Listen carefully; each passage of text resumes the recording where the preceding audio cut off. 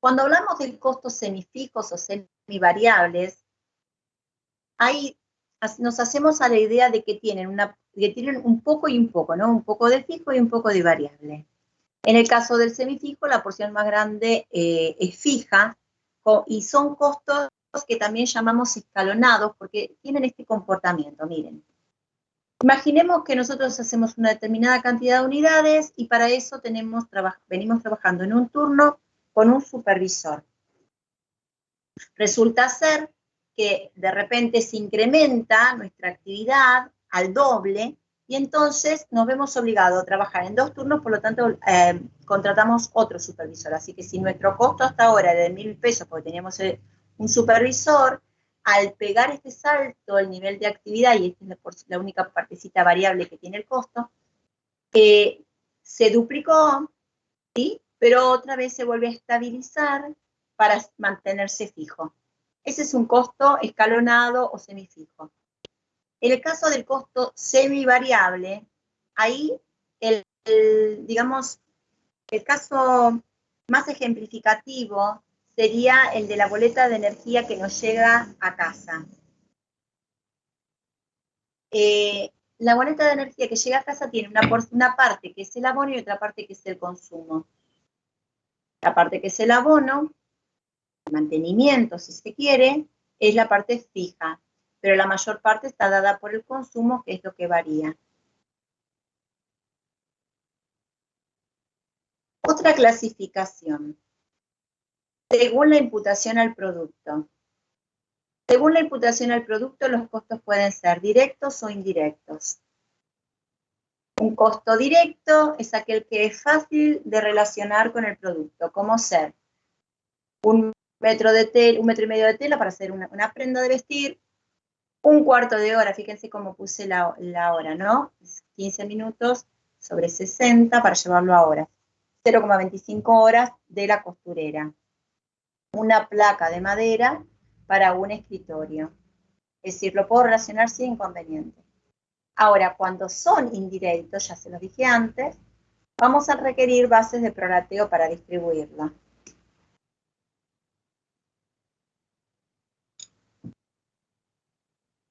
Por ejemplo, un impuesto inmobiliario. Imaginemos que llega a la empresa un impuesto inmobiliario de 1.000 pesos. La empresa tiene 1.000 metros cuadrados de superficie. Quiere decir que estoy a razón de 1 peso cada metro cuadrado. Ese sería el costo. Entonces, veamos cómo está compuesta la empresa. La empresa tiene un área de producción que ocupa 600 metros y después administración y comercialización ocupan 200 metros. Sabiendo yo que el costo del metro es de 1 peso, entonces distribuyo el impuesto diciendo que a administración le corresponden 200, a comercialización otros 200 y a producción 600. Todo lo que entre en producción, en el área de producción como costo, va a ir a formar parte del costo del producto. Es decir, ingresa a la contabilidad de costos, que es la que se ocupa de determinar el costo del producto, para que ella pueda costear. Fíjense en el estado de resultados la importancia de esto que acabamos de hacer. Ventas menos costo de las mercaderías vendidas, o bien costo de los productos terminados vendidos. Eso depende de si estoy trabajando en una empresa comercial o en una empresa industrial. Costo, mercadería vendida, ya lo conocen. Costo de los productos terminados vendidos es absolutamente industrial, ¿no? Entonces, una forma de denominar el costo, pero ya de una empresa industrial. Determinamos la utilidad bruta y por debajo viene comercialización, administración y financiación para llegar al resultado. Es decir, que todo lo que cargamos acá dentro de lo celeste lo estamos mandando a esta altura, antes de la utilidad. Y todo lo demás, administración y comercialización, lo estamos mandando por fuera antes del resultado. Esto cuando lo mandamos a gastos de administración, gastos de comercialización, esto lo estamos transformando luego en costo. Una vez que tenemos los 600 pesos en el área de producción, y la idea es tratar de cargárselo a los productos que hayamos hecho en este periodo, tendríamos entonces que asignárselo a los distintos procesos, a los distintos departamentos. Un departamento es aquel sector de la empresa que se ocupa de hacer algún tipo de transformación parcial. Entonces, ¿qué departamentos tenemos? Tenemos corte, tenemos armado, tenemos pintura y terminación. Estos departamentos que mencioné son todos departamentos productivos, es decir, que se ocupan de hacer alguna transformación. Pero también tenemos algunos que no son productivos, que los denominamos de servicio, o auxiliares, o secundarios, como ser mantenimiento, control de calidad. Por esos departamentos no pasa el producto para recibir una transformación parcial.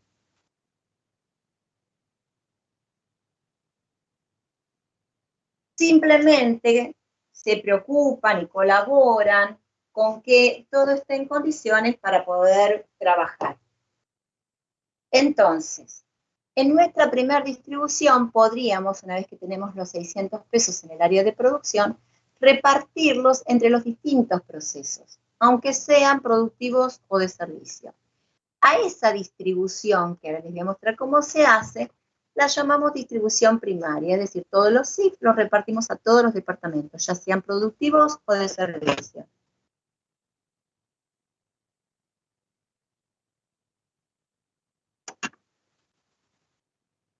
¿En qué consiste la distribución primaria?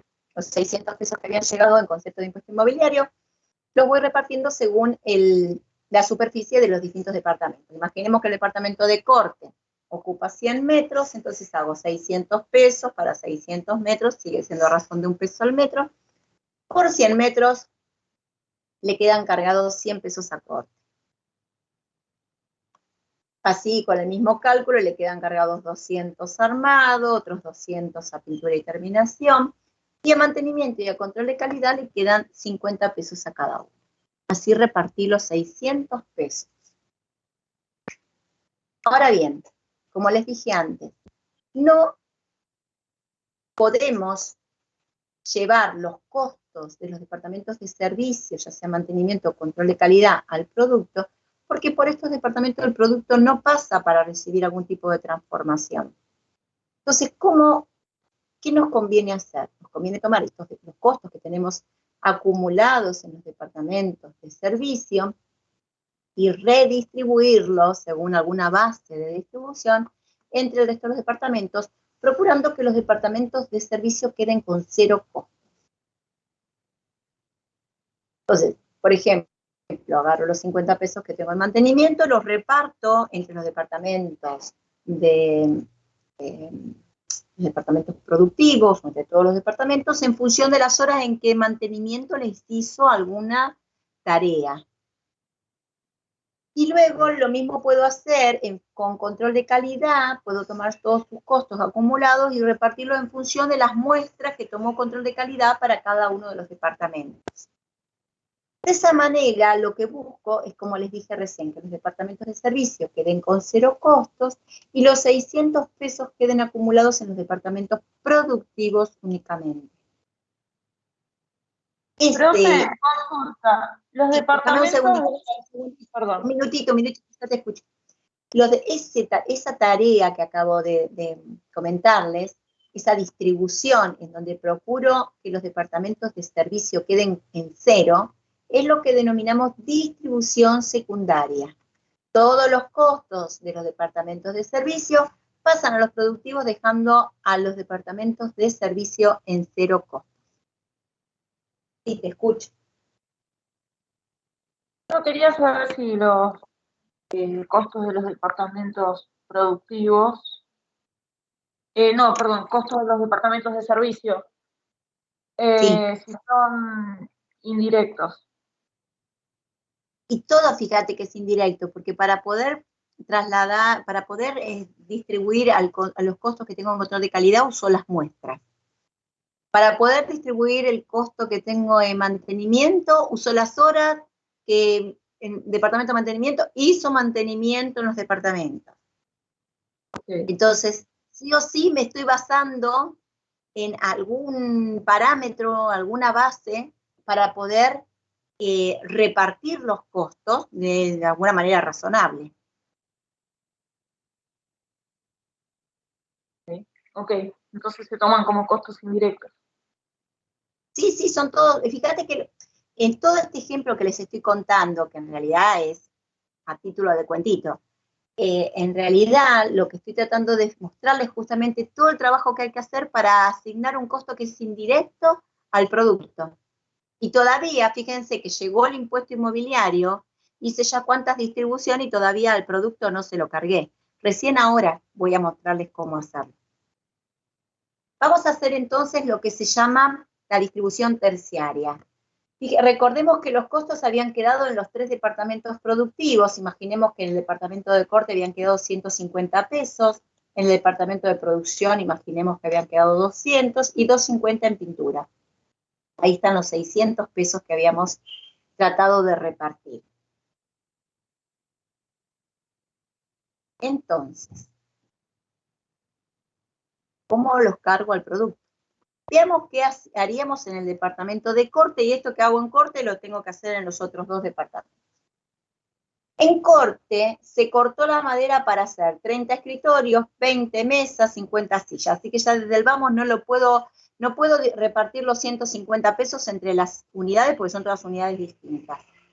Así que lo que voy a hacer es repartirlo en la cantidad de horas que el departamento de corte trabajó para todos esos productos. Imaginemos que trabajó 150 horas.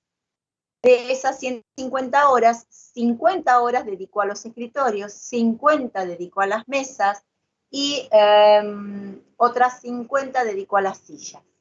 Así que si eran 150 pesos lo que tenía acumulado, lo dividí sobre las 150 horas, me da 1 peso la hora. Lo multipliqué por las 50 horas que se dedicó a los escritorios y entonces digo que son 50 pesos los que le quedan de corte a los escritorios. Siendo 30 los escritorios, 50 pesos dividido 30 me daría el costo indirecto unitario.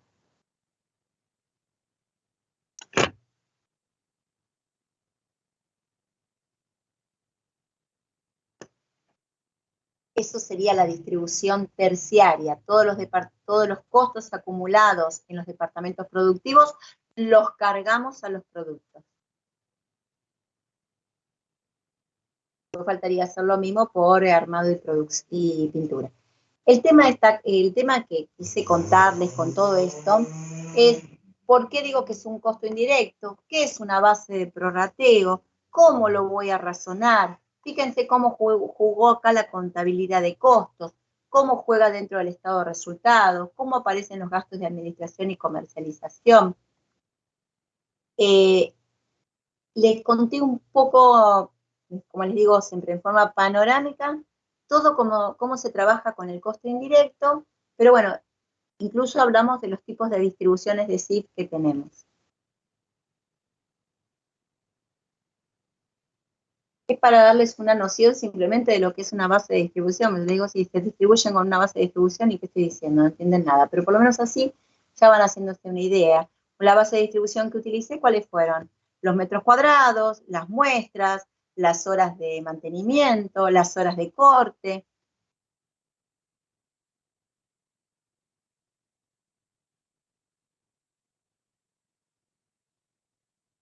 Otra clasificación, según los tiempos o momentos en que se determina el costo.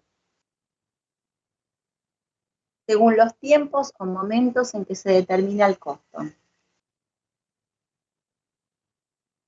Los costos pueden ser históricos o predeterminados, según esta clasificación. Es histórico, también llamado real, resultante, incurrido, como me dijo antes la compañera. Cualquiera de estas formas estoy hablando del mismo costo, ¿eh? Real, resultante, incurrido, histórico. Cuando es un costo de los recursos que ya se consumieron. Por lo tanto, es un costo que estoy calculando después de haber producido.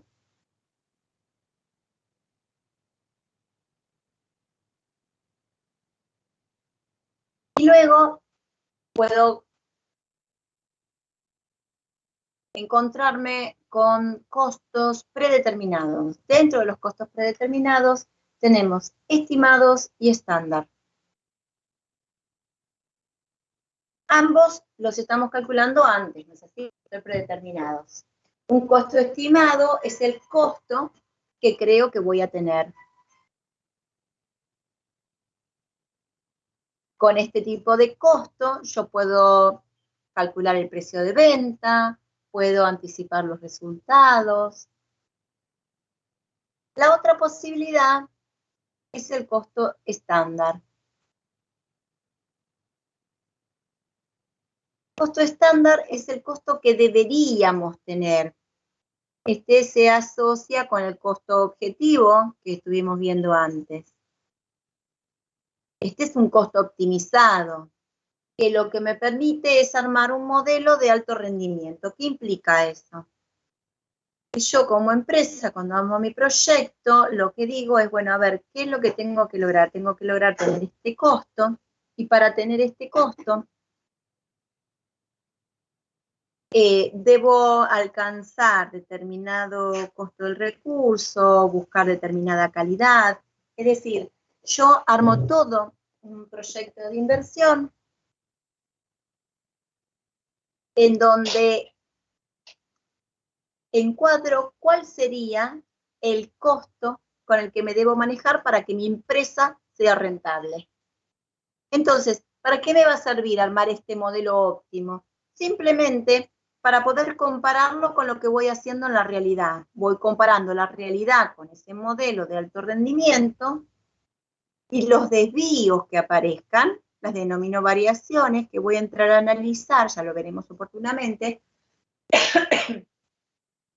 los voy a analizar para ver qué fue lo que los ocasionó y tendré que hacer los ajustes para que gestión tras gestión yo me vaya acercando cada vez más a cumplir ese modelo. Profe, entonces las variaciones, ¿de dónde surgen? De comparar lo estándar contra lo real, lo que hice en la realidad versus lo que dice ese modelo. Ah, ok, genial. Entonces ahí voy a ir viendo qué es lo que me falta mejorar.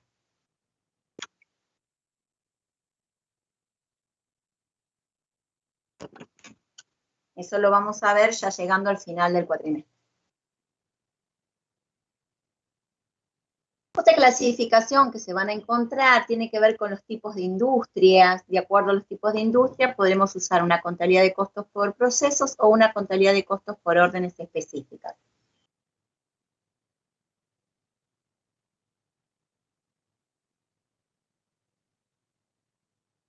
La contabilidad de costos por proceso es una parte de la contabilidad tradicional de costos, ¿no es así? Que se ocupa justamente de determinar el costo de los productos.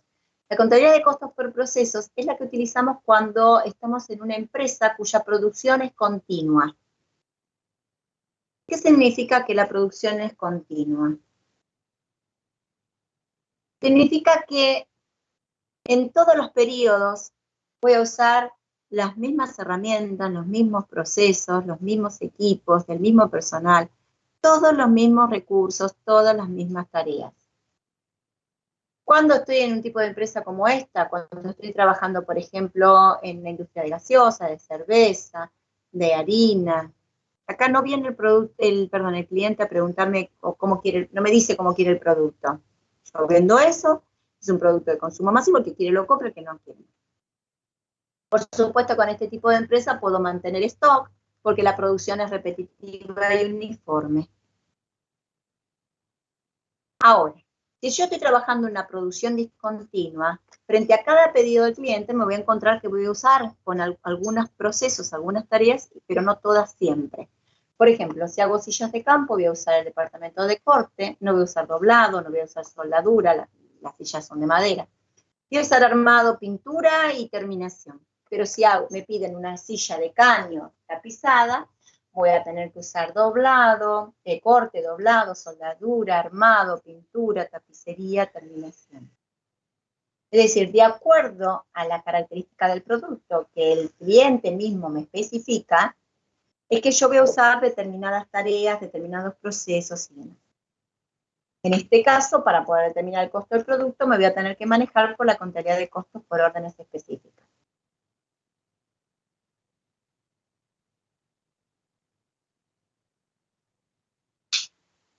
Lógicamente acá no voy a tener stock, porque no sé lo que el próximo cliente me va a venir a pedir.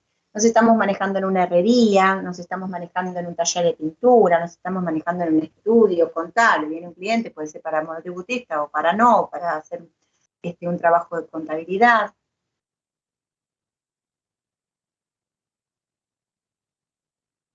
Otras clasificaciones.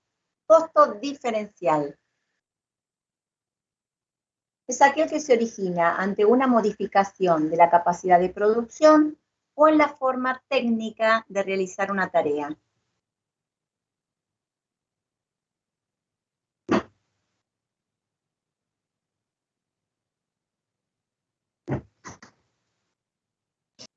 Profe, ¿lo puede repetir, por favor? Es aquel que se origina es aquel que se origina ante una modificación en la capacidad de producción o en la forma técnica de realizar una tarea. Recuerden que las definiciones que se requieren son las que están en la bibliografía, que son siempre mucho más completas. Costo marginal. Es el incremento del costo por producir una unidad más.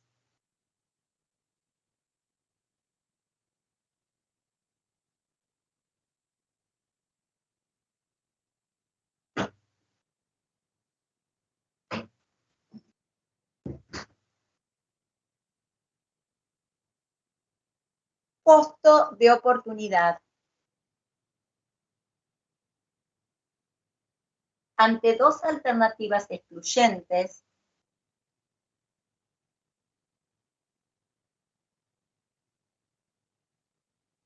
el costo de oportunidad es el ingreso que dejo de percibir de la alternativa desechada.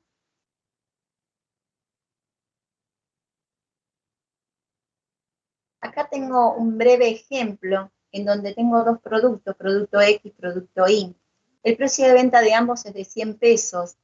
El costo de X es de 60, el costo de Y es de 50, por lo tanto la utilidad, fíjense que es de 40 para el primero, 50 para el segundo. Las unidades son 100 para el caso de X, 70 para el caso de Y, por lo tanto tengo una utilidad total de Y de 4.000 pesos y de X de 4.000 pesos y de Y de 3.500. Y entonces digo, bueno, lógicamente voy a optar por producir, si no tengo la posibilidad de producir los dos y es uno o el otro, voy a optar por producir X, que es el que me va a dejar mayor utilidad. Entonces digo que el costo de oportunidad de producir X son los 3.500 pesos que dejo de percibir de Y.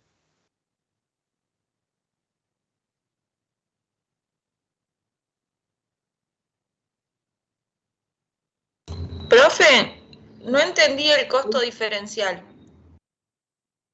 Costo diferencial, por ejemplo, no me expandí demasiado con eso porque sé que tienen un ejemplo para resolver en la práctica, pero te lo hago breve.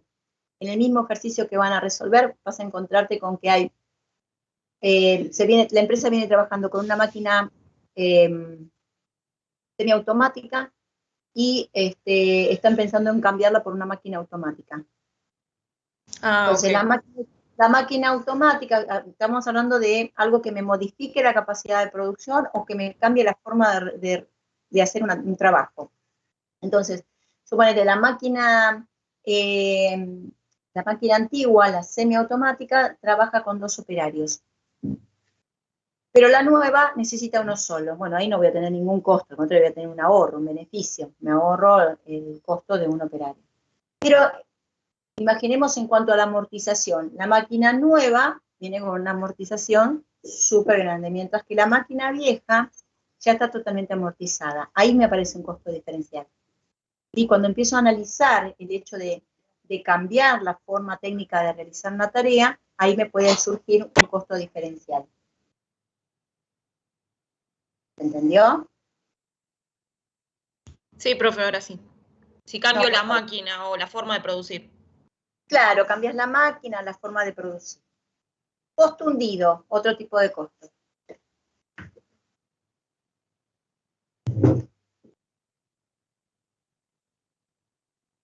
Yo no les voy a dar la definición del costo hundido porque cuando la vean en la bibliografía van a encontrarla, está muy bien y es súper extensa. Entonces, no me voy a ponerla a dictarles, pero sí les quiero contar en qué consiste. Imaginemos que tengo un bien de uso, una máquina usada precisamente para producción.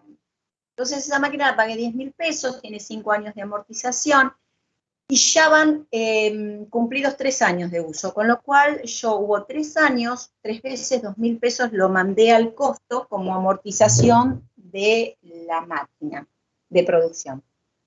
Me faltan 2 cuotas más de 2.000 para amortizarla completamente, y en ese momento, justamente acá, es cuando la máquina se rompe o se decide cambiarla, resulta obsoleta.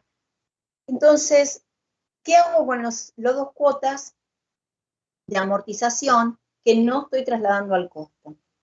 Bueno, esas 2 cuotas neteadas del ingreso de la venta es lo que denominamos costo hundido. ¿Por qué? Porque nosotros teníamos previsto ir cargándolas al costo del producto.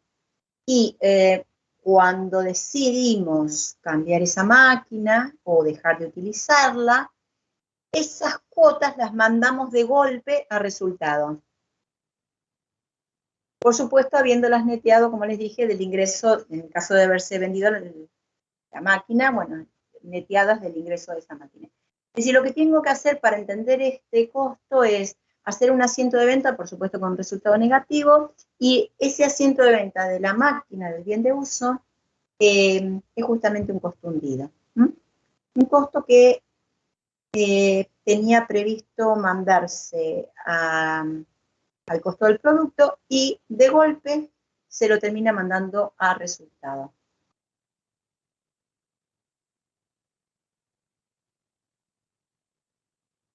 Otro concepto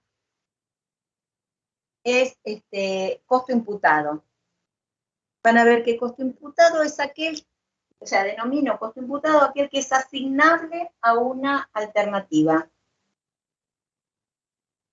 Otros que van a encontrar por ahí van a ser costos relevantes, no relevantes. Digo que el costo es relevante cuando lo debo tener en cuenta para tomar decisiones y no relevante cuando no me afecta la decisión. Me da lo mismo, si lo tengo en cuenta o no, llego a la misma decisión. Costo económico, costo contable.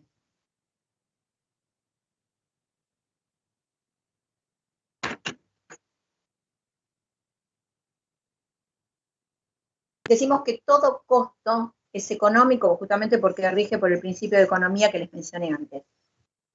Pero solamente aquellos que cuenten con una documentación respaldatoria que me permite registrarlos, entonces esos son contables.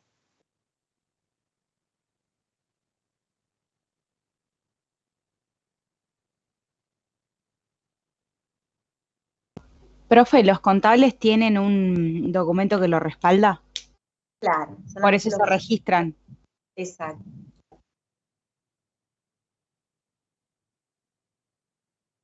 Vamos a ver algunos conceptos más que son importantes que ya vayan sabiendo, como ser modelos de costeo. Hay 2 modelos de costeo que son básicos. Uno, que es el modelo de costeo por absorción integral o completo, que es el que ustedes conocen como aceptado por las normas contables. Y otro es el modelo variable, también llamado de contribución. El modelo completo sostiene que el costo de producción está conformado por materiales y materias primas, mano de obra directa y CIF, tal cual se los conté hoy. Es decir, todos los costos que son de producción, fijos y variables. A la larga considera que los gastos de estructura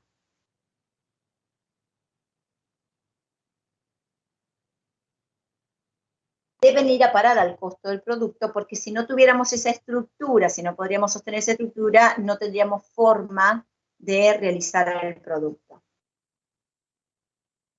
Ahora bien, los costos, el modelo de costeo variable. Profe, ¿qué significa Sí. NSP? ¿Dónde lo viste? Acá, normas contables profesionales. Ok, gracias. Lo dije mientras que iba hablando, dije, este es el aceptado por las normas contables profesionales. ¿Sí? Bien. El modelo de costeo variable considera que los gastos de estructura los tengo aunque no haga nada. Entonces, ¿por qué voy a estar cargándole al producto costos que aunque no estuviera fabricando los tendría que, digamos, abonar? ¿No es así o mantener? Entonces, esa digamos que es la diferencia en cuanto al pensamiento. Para este modelo variable, el costo del producto está conformado por lo que es materiales y mano de obra directa, igual que el primero, pero cuando llegamos a los gastos de fabricación, comercialización, administración y financiación, solamente va a incluir los variables. Es decir, aquellos que aparecen cuando me pongo a producir.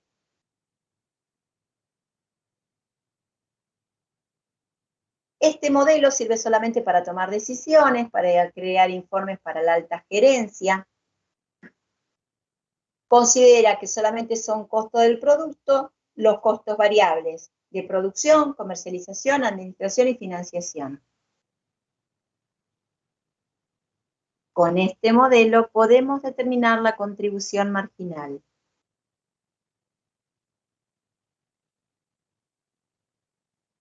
¿Qué es la contribución marginal? El aporte que efectúa cada producto al sostenimiento de la estructura.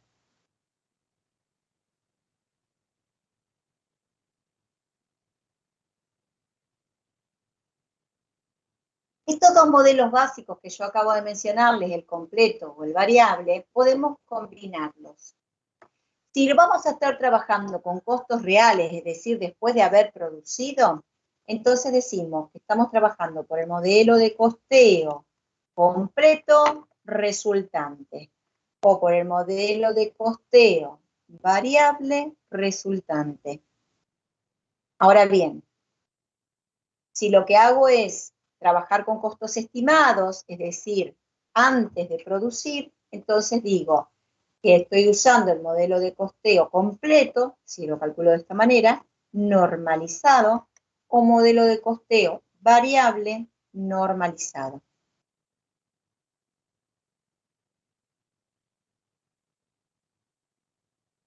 ¿Puede repetir de nuevo esto, profe? ¿Qué dijo? Lo último. Sí, cómo no. Ustedes van a encontrarse en la bibliografía que pareciera que hay 4 modelos. En realidad son 2, el completo y el variable. Si yo trabajo con costos reales, entonces digo que trabajo por el modelo de costeo completo o variable resultante.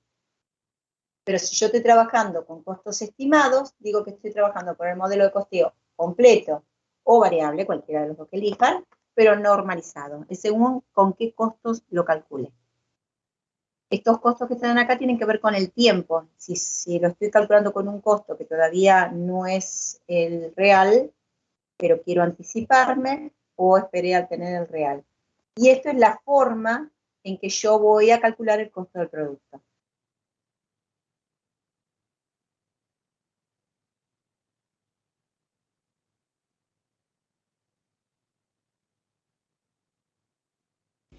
Gracias, profe.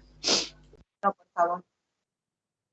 Algunos conceptos que van a encontrar por ahí también, algunos conceptos más. Unidad de costo, unidad de costeo y centro de costos.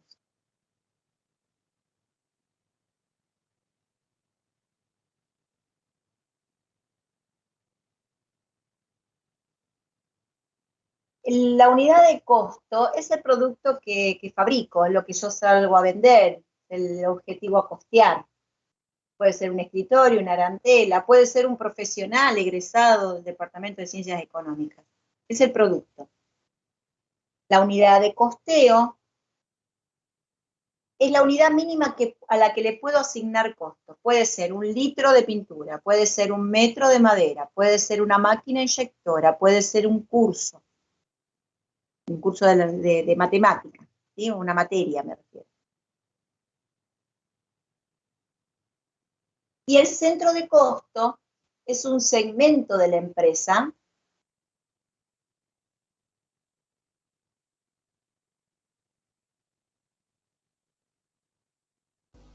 que se ocupa de la transformación parcial, es decir, cuenta con determinados equipos, herramientas, personal, etc. La característica primordial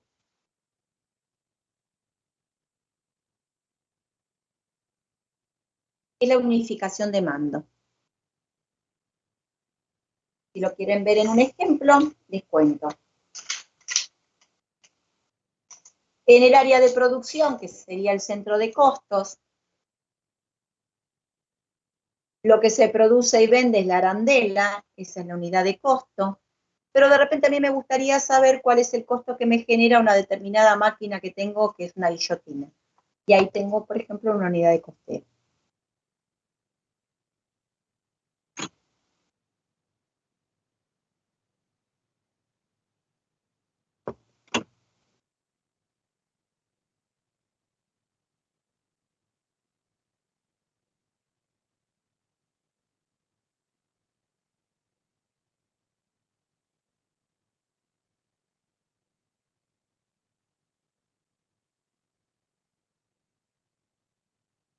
Bueno, me gustaría conocer, antes de continuar, las dudas hasta acá.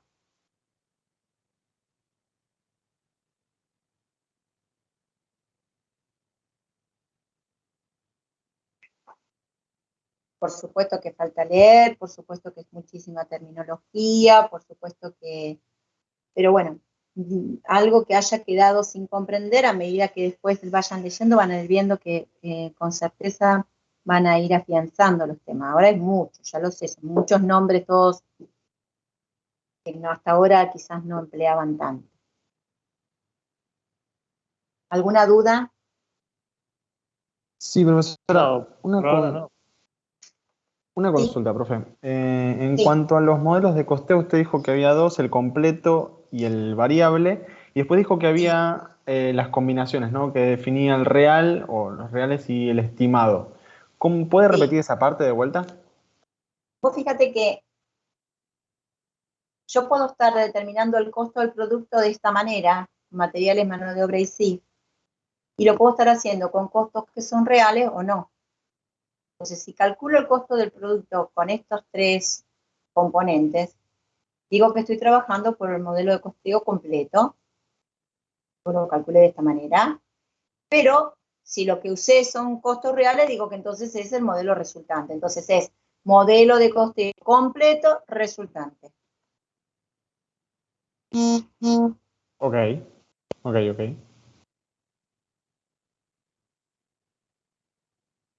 Profe, ¿y el normalizado cómo sería? El normalizado quiere decir Estimado. que en vez de usar costos que son reales, vas a usar costos que son estimados. Y para ese aplicarían el de absorción y el variable. Vos podés elegir, calcular, si vos lo que vas a hacer es tomar decisiones, querés presentar un informe a la gerencia, vos vas a calcular el costo de esta manera, como lo estoy señalando.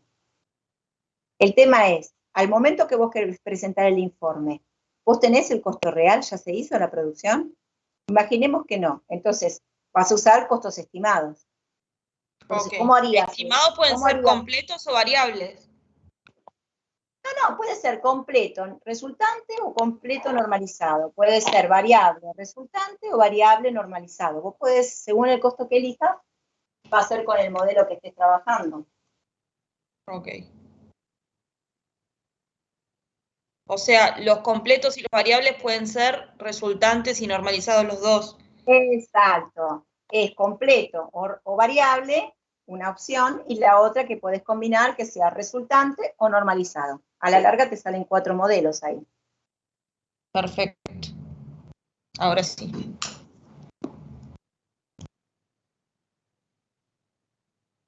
¿Alguna duda más?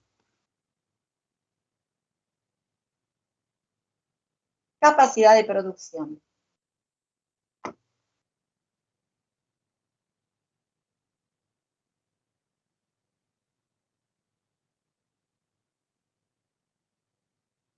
Decimos que la capacidad de producción es la posibilidad o aptitud que tiene un ente de producir uno o más productos.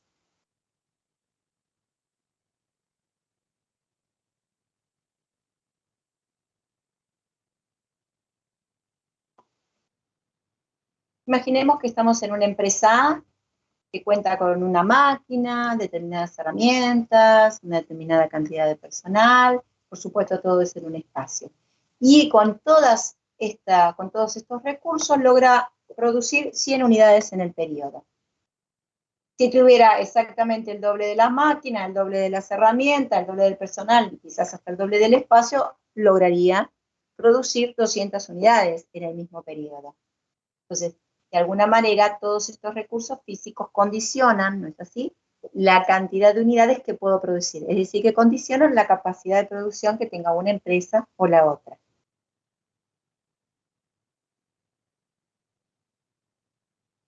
Vamos a los distintos tipos de capacidad. Hay varios, yo acá puse 2.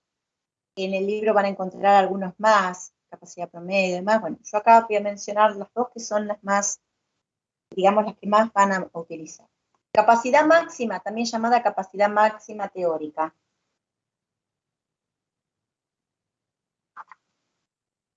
La capacidad máxima está medida en lo que denominamos tiempos cronológicos o calendarios. Es decir, un tiempo cronológico es aquel que va desde un lapso de tiempo hasta otro lapso, es decir, de un momento a otro.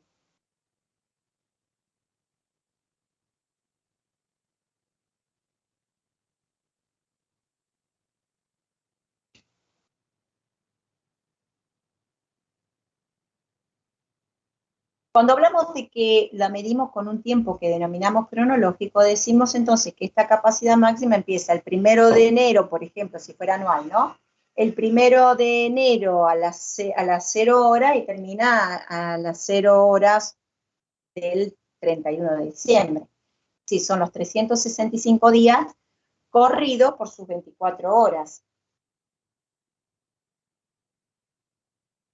El tema es que si nosotros calculamos una capacidad de producción medida con esta capacidad máxima, estamos entendiendo que tenemos la posibilidad de producir uno o más productos el 100% del tiempo con el 100% de eficiencia. ¿Qué significa eso? Que ninguna máquina calienta, que no hay un corte de luz, que nadie se enferma y falta, que nunca me falta el material. Es decir, que cuando hablamos de capacidad máxima, decimos que esta capacidad es inalcanzable, es ideal.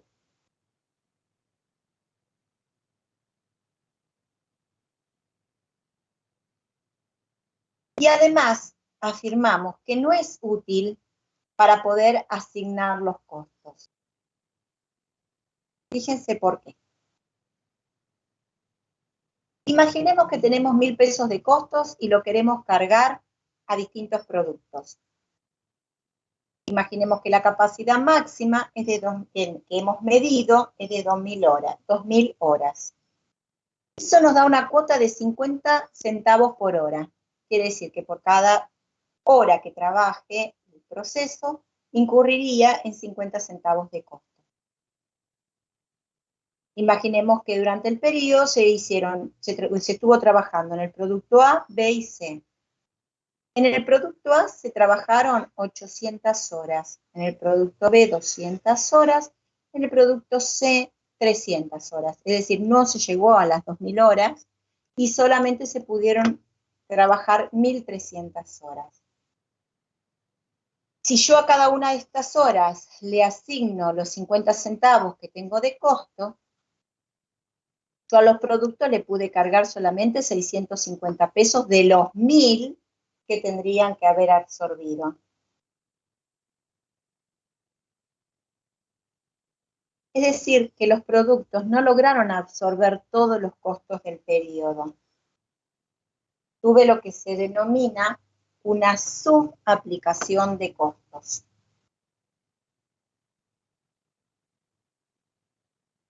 Es decir, nos quedaron costos sin aplicar. Aplicamos de menos. Eso pasaría cada vez que usemos para el cálculo de la cuota de CIF a la capacidad máxima. La otra posibilidad es la capacidad normal práctica. También la van a encontrar en la bibliografía como capacidad máxima práctica.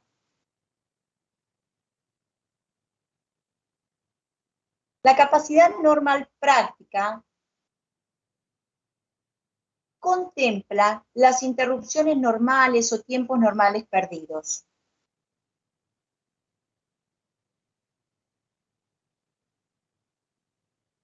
¿A qué nos referimos con esto? Contempla que hay paros que pueden ser legales, como ser los feriados, los días domingo, como puede haber paros convencionales, como ser los horarios de descanso, de almuerzo. También contempla que puede haber paros técnicos, como ser el mantenimiento.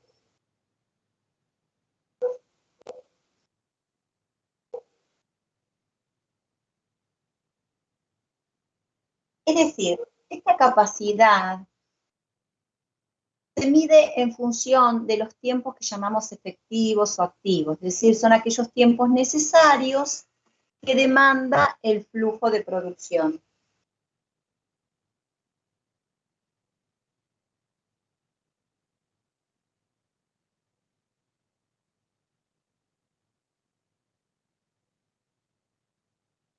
Ahora bien, si hacemos el mismo ejemplo que vimos antes, pero ahora trabajando con la capacidad normal práctica, decimos que teníamos 1000 pesos de costos a repartir y que los vamos a repartir en función de los tiempos normales que pudimos trabajar, es decir, 1300 horas.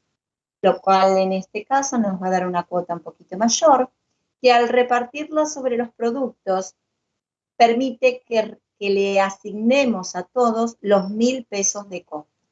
Esta resultaría útil para asignar los costos a los productos. Estoy haciendo referencia, por supuesto, a la capacidad normal, ¿no?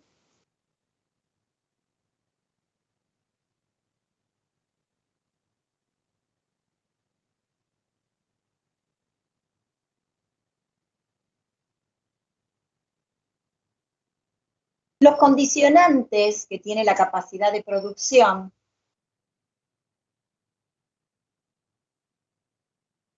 son, como dije antes, los recursos físicos, tasa mayor cantidad de recursos físicos, o bien mejores recursos, mejor maquinaria y demás, puedo lograr incrementar la capacidad de producción.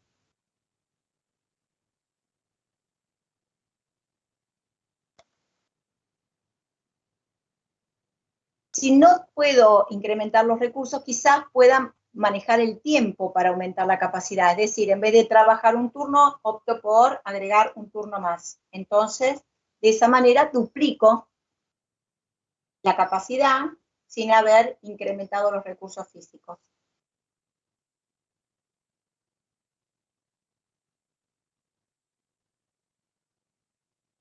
Y el otro tema que tenemos que contemplar, que puede también afectar a la capacidad, es lo que denominamos intensidad o también rendimiento o eficiencia o productividad técnica. Cualquiera de estos términos habla de lo mismo.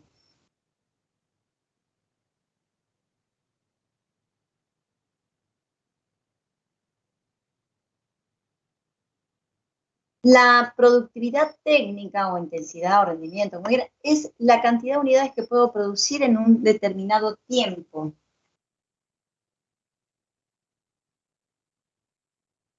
Habla de las unidades por hora, algo así como la velocidad con la que estamos trabajando. Imagínense si tenemos una empresa con toda gente nueva, vamos a trabajar a un ritmo, pero si nos ponemos esa empresa con gente que tiene una experiencia de 10 años en la actividad, lógicamente vamos a trabajar a otro ritmo, con otra capacidad de producción.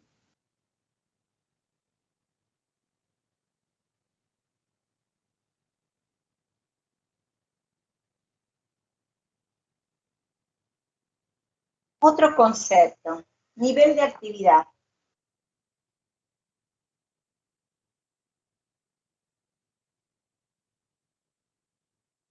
El nivel de actividad es el grado de uso de la capacidad de producción.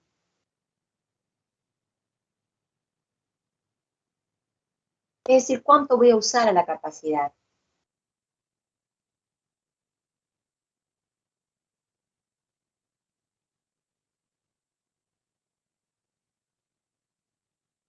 Hay dos tipos de niveles de actividad. Nivel de actividad previsto, nivel de actividad real.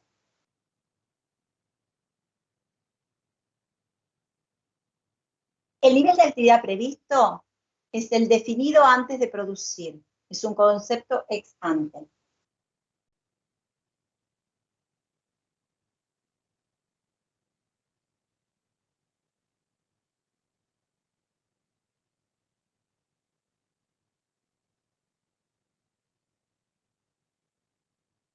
Ahora bien, si yo lo quisiera definir, digo que es el grado de uso de la capacidad de producción definido antes de producir.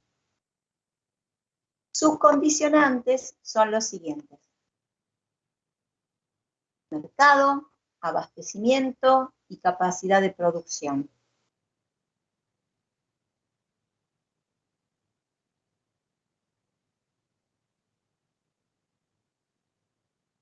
Yo digo, puedo producir 1000 unidades. Ahí estoy hablando de la capacidad. Pero decido producir 950 porque por una cuestión de que sé que no las voy a poder vender todas, no quiero estoquearme. Así que por una cuestión de mercado, defino un nivel de actividad previsto menor a la capacidad. Ese es un condicionante externo, no fuera de la empresa. Lo mismo el abastecimiento. Puedo hacer 1000 unidades, esa es la capacidad, pero decido hacer 800 porque no consigo los materiales o cualquier otro recurso para hacer las 1000. Entonces, estos dos condicionantes externos a la empresa me podrían llegar a delimitar.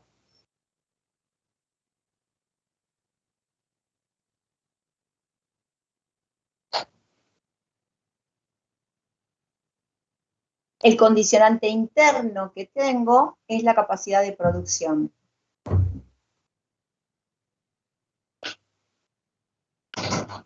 Yo puedo proponerme hacer 1100 unidades, pero si la capacidad es de 1000, entonces no tiene sentido. También ahí tengo una limitación.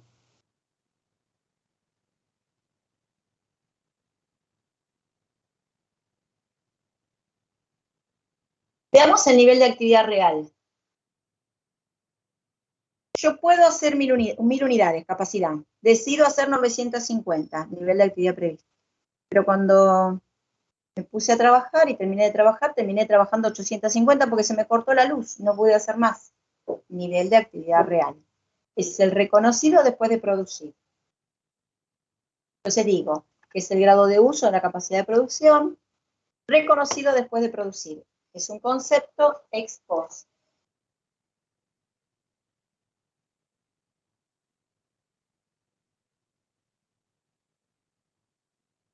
¿Cuáles son sus condicionantes? Lo reconozco en función de las horas que trabajé, las horas de trabajo y la productividad técnica, que habíamos dicho que era la cantidad de producción en un determinado tiempo.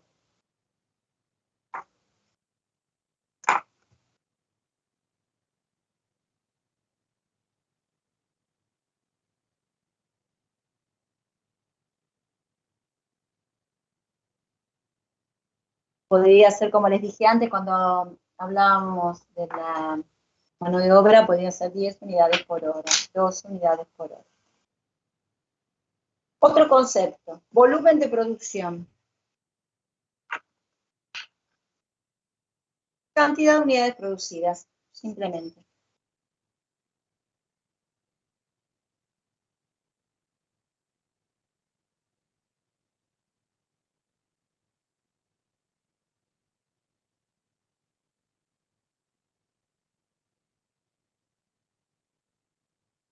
Y ahora vamos a hablar de lo que denominamos capacidad ociosa, que es el desaprovechamiento de la capacidad de producción.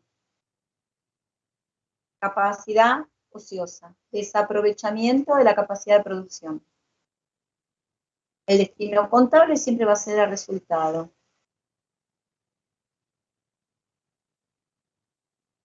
La capacidad ociosa total está compuesta por la capacidad ociosa anticipada, que la abreviamos con COA, o la capacidad ociosa operativa, como CO.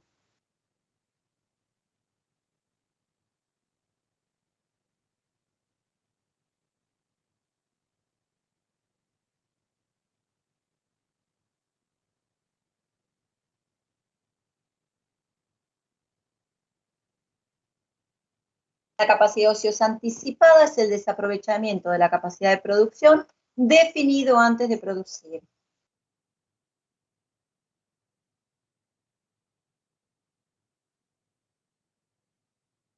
Lo calculamos considerando la capacidad normal práctica, menos el nivel de actividad previsto.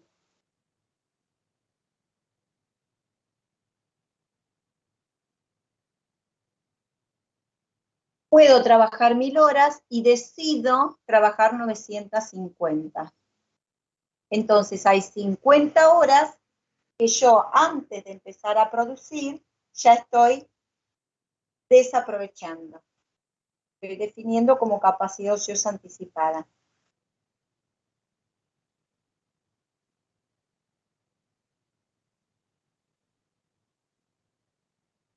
La otra capacidad ociosa operativa es el desaprovechamiento de la capacidad de producción reconocido después de producir. Digo que voy a trabajar 950, pero termino trabajando 850. Entonces hay 100 horas que desaproveché de la capacidad de producción. Veamos cómo las evaluamos. Evaluación de la capacidad ociosa. Dijimos que se conforma por la capacidad ociosa anticipada y la operativa.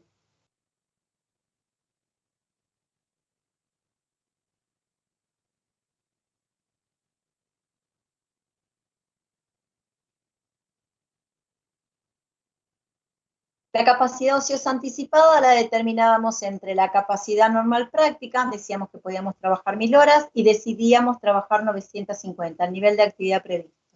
Eso hace que definamos 50 horas en donde no vamos a trabajar.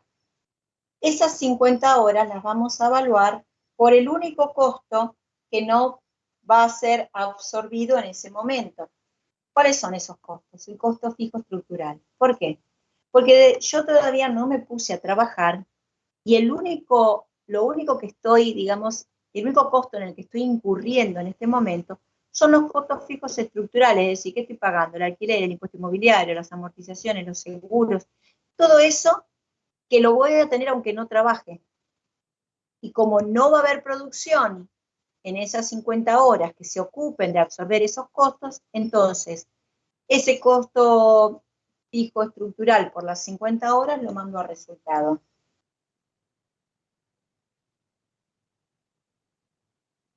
Profe, ¿qué significaba entonces NAP? Sería acá, capacidad normal práctica menos nivel de actividad previsto. NAP, nivel de actividad previsto. Profe, entonces las 50 horas por el costo fijo estructural va resultado. Sí, Gracias. no de nada.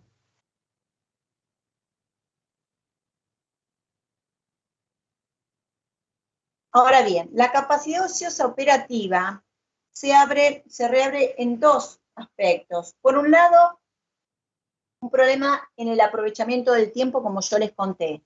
Decidí trabajar 950 horas, pero solamente pude trabajar 850 y hubo 100 horas que desaproveché porque se me cortó la luz. Ahí lo que me estoy preguntando es si trabajé o no trabajé. Hay 100 horas que perdí. Y esas 100 horas, recuerden que ahora estoy en el nivel de actividad previsto, es decir, entre lo que yo ya había dicho que iba a trabajar y lo que terminé trabajando.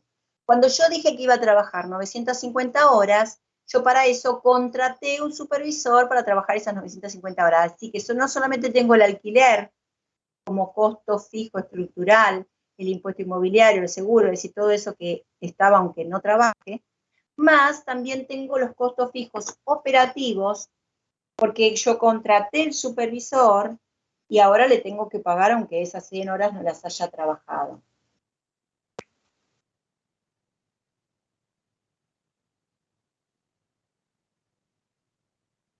Eso conforma la variación tiempo, es decir, cuáles son las horas que no se aprovecharon. Pero además de la variación tiempo, la variación capacidad, la capacidad ociosa operativa está conformada por la variación eficiencia.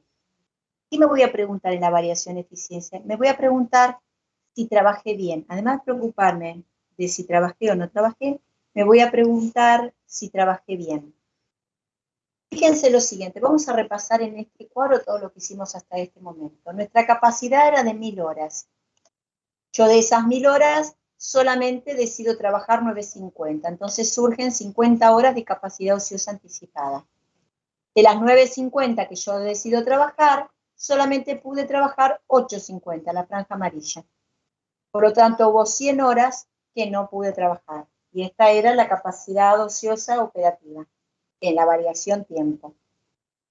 Pero resulta ser que en esas 850 horas, yo hice 820 unidades. Y por otra parte, sé que la productividad con la que tendría que haber trabajado era de 1 unidad por hora. Entonces, yo lo que hice lo tendría que haber hecho en 820 horas y no en 850 horas como demoré.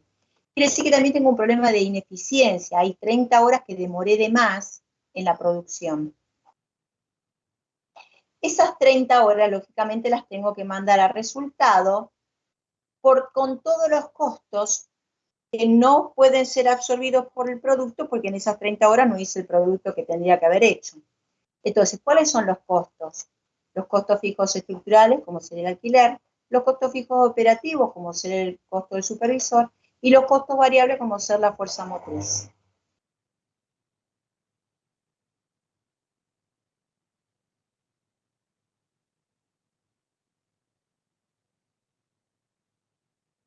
Profe, sería entonces en la variación tiempo nivel de actividad previsto menos. En este caso sería el nivel de la variación tiempo o nivel de actividad previsto menos el nivel de actividad real. Ok, gracias. Y en la siguiente, en la variación eficiencia, sería el nivel de actividad real menos el tiempo normal o estándar para esa producción.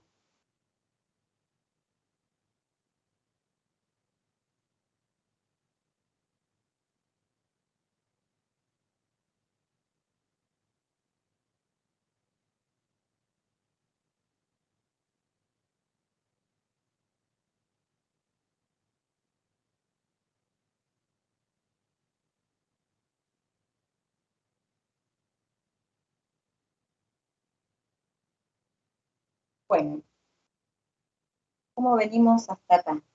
Dudas.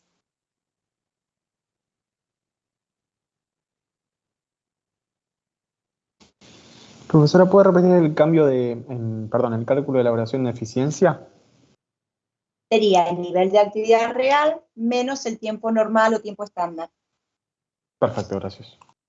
No, por favor.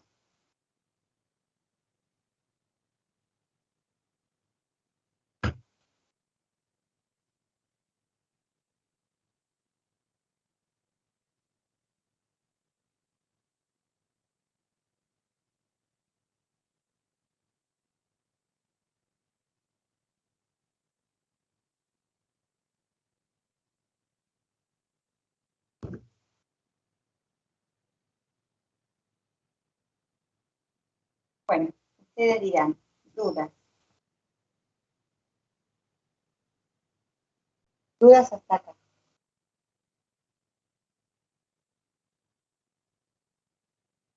Profe, ¿puede explicar el cuadrito con los colores? O no lo entendí. Sí, cómo no.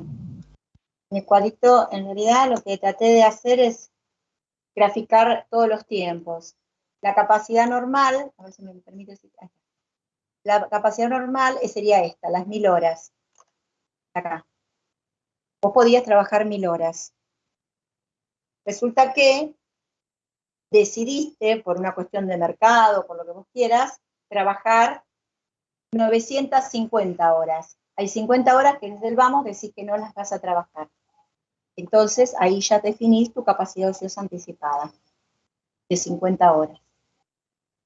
Armás todo para trabajar durante 950, tenés el supervisor, todo para trabajar durante las 950 horas, largás a trabajar, pero resulta que se te corta la luz sobre 100 horas y ¿en cuánto terminas trabajando? Solamente 850, lo amarillo.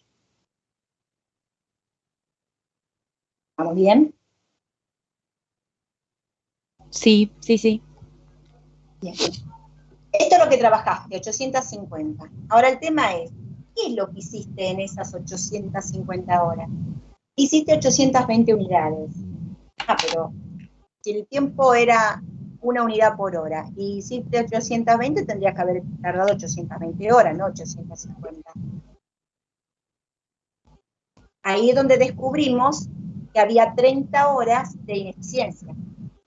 Es lo que yo les decía antes, paso por el aula y veo que están todos trabajando, pero en realidad hicieron un ejercicio. Paso por el aula de al lado, también están todos trabajando, pero ahí hicieron 10 ejercicios. Como que veo que están todos trabajando, pero la eficiencia fue distinta. Ah, sí, ahí entendí. Gracias. ¿Entendés? Sí. No, Lo que me confundía a mí era donde usted ponía capacidad normal práctica, NAP y NAR, las líneas esas. Pero ya está. Estoy con un Excel y bueno, es lo que se puede, es lo que trato que salga. No hay una escala, nada, es simplemente marcarle con colores para que traten de seguirme un poco mejor. Bueno, ¿qué más? ¿Qué otra duda, chicos? Profe, ¿me escuchas? Sí, claro que sí, sí. Yo no entendí el ejemplo que dio de capacidad de producción y la capacidad máxima. Arriba, me perdí, no entendí Acá. el ejemplo que usted dio. No sé si me puede volver a explicar. Si vos querés calcular la capacidad máxima, tendrías que, digamos, considerar todo un tiempo corrido. Vamos a imaginar la capacidad máxima de un año, 0 horas del primer día del año hasta el último día. O sea, son 365 días de 24 horas cada uno. Esa sería la capacidad máxima. Ahora, vos podés trabajar con ese ritmo en la realidad, podés trabajar los 365 días del año, las 24 horas, sin parar, sin tener un solo inconveniente, sin que nada, o sea, sin descansar, sin nada, es imposible, ¿entendés? Entonces, por eso les decía que No se podría ahora. Claro, por eso les decía que es inalcanzable, ideal, que no me sirve para asignar costos, porque si yo la uso para asignar costos, me va a dar una cuota chiquita que cuando yo empiece a repartir a los productos, como nunca voy a lograr trabajar el total de las horas, siempre me van a quedar costos sin asignar. Mientras que si vos sabés que vas a usar 100 horas y el costo lo calculás para 100 horas, cuando vos le asignás nuevamente al producto en función de las 100 horas, asignaste todos los costos. Ese es el tema. Por eso yo les decía que no sirve para asignar los costos la capacidad máxima. ¿Me entendiste o no? Sí, profe, ahora sí ya lo entendí. Gracias. No, por favor. ¿Y otra duda?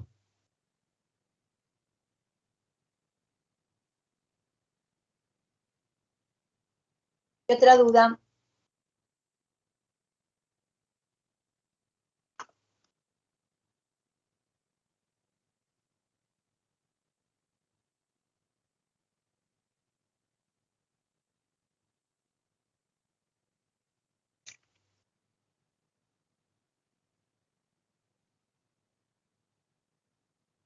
¿Alguna duda más, chicos? No, profe, por ahora no. Bueno, tienen todos bien claro cómo todo lo que tienen que leer. El viernes con el profesor arman los grupos para poder ir a las clases presenciales de práctica.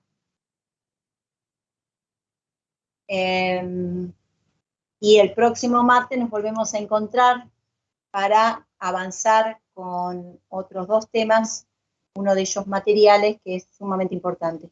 Traten de leer todo lo que más puedan para no quedar descolgados. Si hoy me han entendido, bárbaro. Si no, en los primeros minutos de la próxima clase, cualquier cosita me preguntan sobre lo leído o alguna duda que surja. ¿Alguna duda más de alguien? Uy, acá se me quedó una chica, Morinigo, Karen. Yo ya había mandado la... ¿Estás ahí, Morinigo? Dicen ahora, me doy cuenta.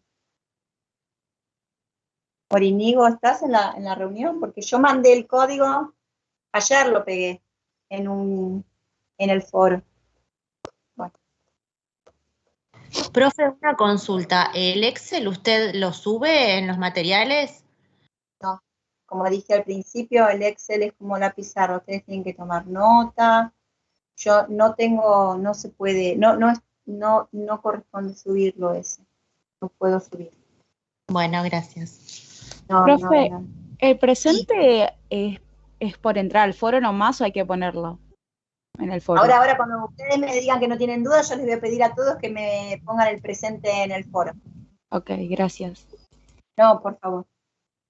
¿Alguna duda más, chicos? Bueno, si no hay más dudas, les pido entonces que me pongan el presente en el foro. Yo me voy a quedar en miel. Para los que no tengan dudas, nos vemos entonces el próximo martes. Profe, disculpe, ¿cómo era el nombre del apunte? ¿De teoría general del costo? Sí, Sí, teoría general el apunte, teoría general del costo. bien. Gracias. No, por favor.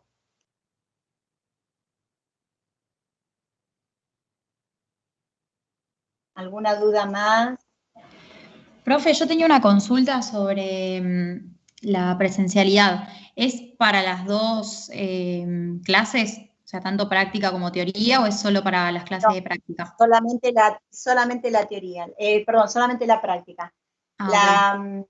La parte teórica se va a seguir dictando de esta manera, la práctica mientras estemos, digamos que no haya ningún cambio brusco, se va a ir armando en 2 grupos. Igualmente los profesores de práctica han pedido que se reconsidere un poco porque en la práctica de costos hay ejercicios muy largos que a veces si tienen que estar cortando todo el tiempo, consideran que no es del todo bueno incluso para ustedes. Así que bueno, quieren intercalar un poco de presencialidad y otro poco de por vía virtual para poder darles a todos un ejercicio completo, que es lo que después se termina evaluando. Genial, o sea Pero que bueno, nos tocaría cada 15 días. Claro, algo así quieren, pero bueno, vamos a, no sé si por el momento, después del 6 de septiembre, empezamos, digamos, con una etapa de mezcla de grupos, algunos van a estar en la práctica y otros van a estar en la teoría. Ok, profe, genial. Es hasta lo que sé. Después, a medida que... Profe, ¿le puedo hacer una consulta? Sí, cómo no. ¿Se va a tener en cuenta los pacientes de riesgo? Mirá, justamente es eso lo que plantean los profesores. Porque yo te cuento, si querés, un poco mi caso, que es lo que me pasa a mí. Yo estoy embarazada y mi médico durante este primer trimestre no me deja vacunarme. Recién en septiembre, digamos, la semana que viene, podría recibir la primera dosis de la vacuna. Claro. Y más o menos pasan 20, 15 días en que tenés hasta anticuerpos. Que estés inmune. Claro. Entonces quería Mira, saber cómo se iban a manejar con ese tema. parece bárbaro. Es un poco lo que plantearon los profesores, justamente esto de que no solamente por el conocimiento, sino también por el riesgo y qué hacer con los alumnos que corran más riesgos, y bueno, todo eso es justamente lo que se planteó. Yo tengo entendido que lo iban a elevar, pero bueno, por el momento no te sabría dar una respuesta. Vos lo que tendrías que hacer es dirigirte, no sé si, la verdad que no sabría decirte si al departamento, si alumno, no sabría cómo en la virtualidad se están manejando ustedes. Pero de nuestra parte eso se ha pedido como para que sea, incluso porque los ejercicios, un ejercicio sabiéndolo hacer tardas 2 horas y media, 2 horas. Entonces, si ustedes tienen prácticas de 1 hora 50, nunca van a terminar de ver uno. Es decir, un poco eso es lo que se planteó al margen de lo que estás planteando vos, que es el riesgo entre todos. Claro, está bien. No sé qué respuesta darte porque no depende de mí. Tendrías que ver por qué lado canalizar tu situación para no Sí, tal vez perder.